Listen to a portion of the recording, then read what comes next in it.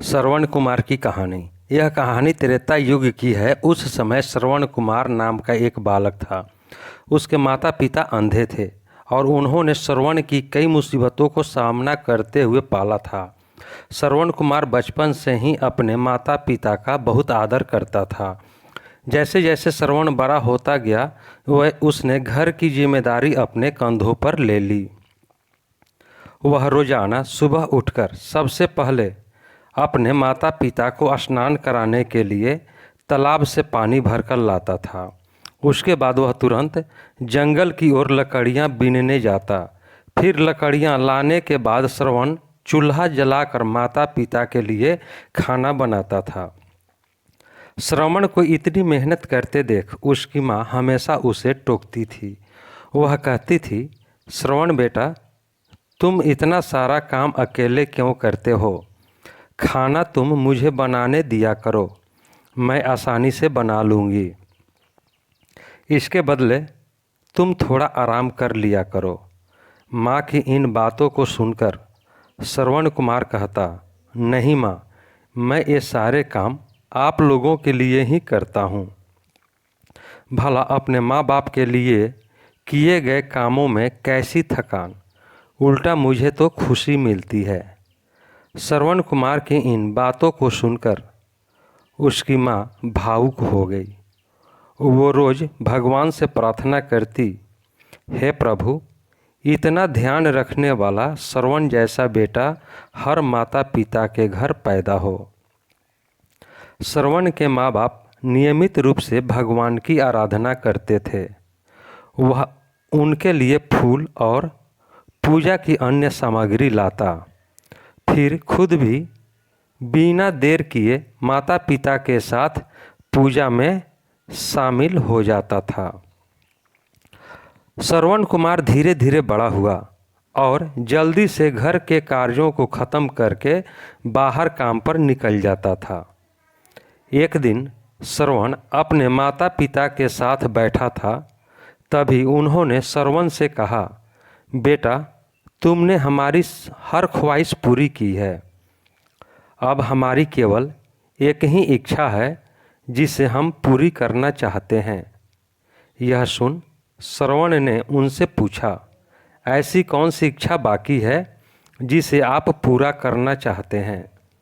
आप केवल आदेश दें, मैं आपकी हर ख्वाहिश को पूरा करूँगा। इस पर श्रवण के पिता ने कहा, बेटा, हम बूढ़े हो चुके हैं और हम चाहते हैं कि मरने से पहले तीर्थ यात्रा के लिए जाएं। भगवान के शरण में जाकर हमें सुकून की प्राप्ति होगी। अपने माँ बाप की बात सुनकर श्रवण कुमार सोचने लगा कि वह उनकी इस इच्छा को कैसे पूरा करेगा। उस समय बस और ट्रेन की सुविधा नहीं थी, साथ ही उसके माता पिता देख भी नहीं सकते थे। ऐसे में उन्हें तीर्थ यात्रा कराना भला कैसे संभव हो पाता। तभी श्रवण कुमार को एक तरकीब सूझी। वह तुरंत बाहर गया और वहाँ से 2 बड़ी टोकरी लेकर आया।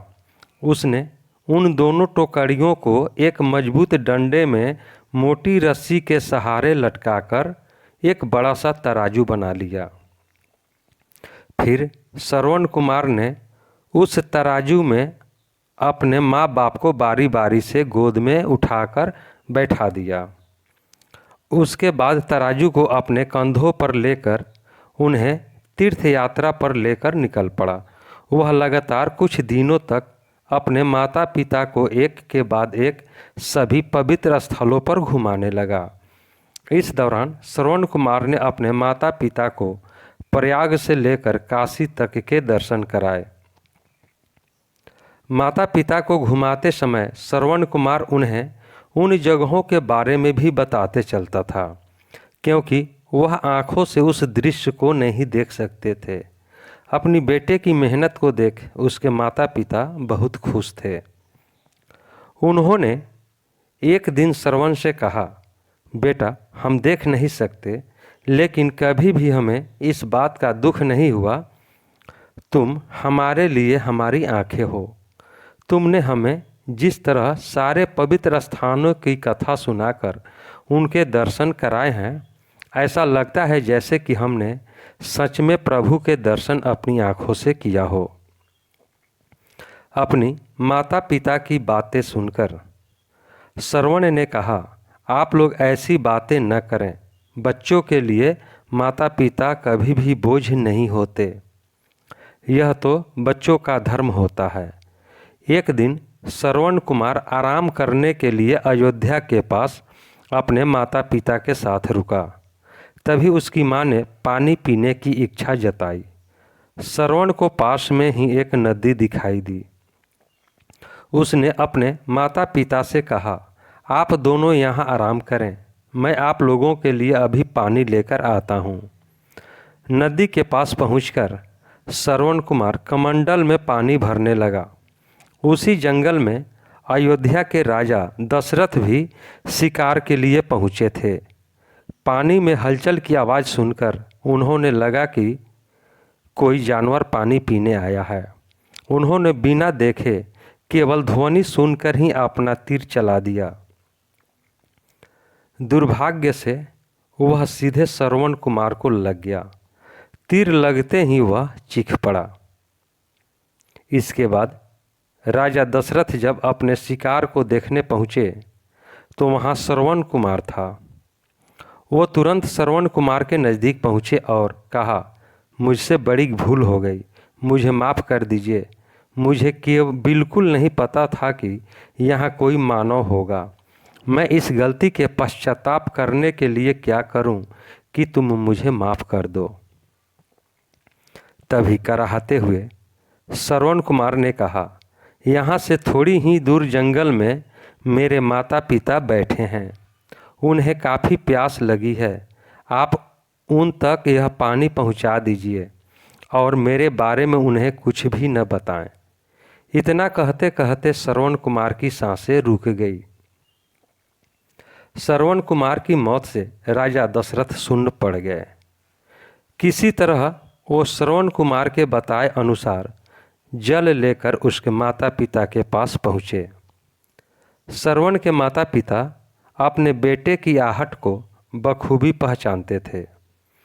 जब राजा दशरथ उनके करीब पहुँचे तो उन्हें आश्चर्य से पूछा, तुम कौन हो और हमारे श्रवण को क्या हुआ, यह क्यों नहीं आया?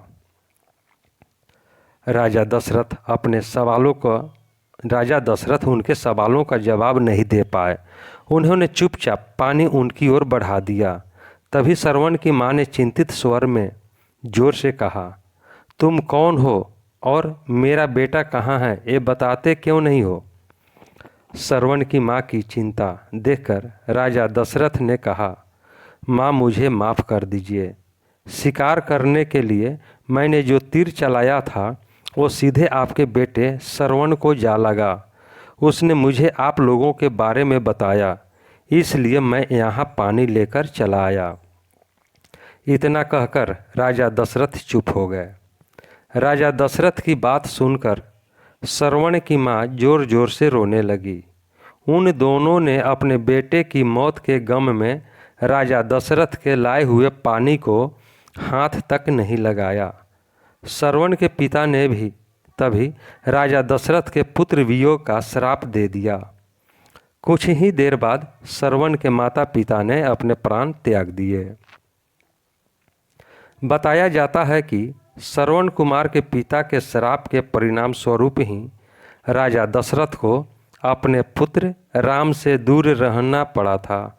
राजा दशरथ के इस श्राप को पूरा करने के लिए ही भगवान राम को 14 वर्षों का वनवास हुआ, जिसका माध्यम दशरथ की पत्नी कैकेयी बनी। श्रवण के पिता की ही तरह राजा दशरथ भी अपने बेटे से दूरी को बर्दाश्त नहीं कर पाए और उन्होंने अपने प्राण त्याग दिए। कहानी से सीख, हर बच्चे को अपने माता पिता की सेवा श्रवण कुमार की तरह ही निस्वार्थ भाव से करनी चाहिए। यही उनका सबसे बड़ा कर्तव्य है। दोस्तों, यह कहानी आपको कैसी लगी? कहानी को लाइक करें, शेयर करें। चैनल पर नए हैं तो चैनल को सब्सक्राइब कर लें, बेल आइकन का बटन दबा दें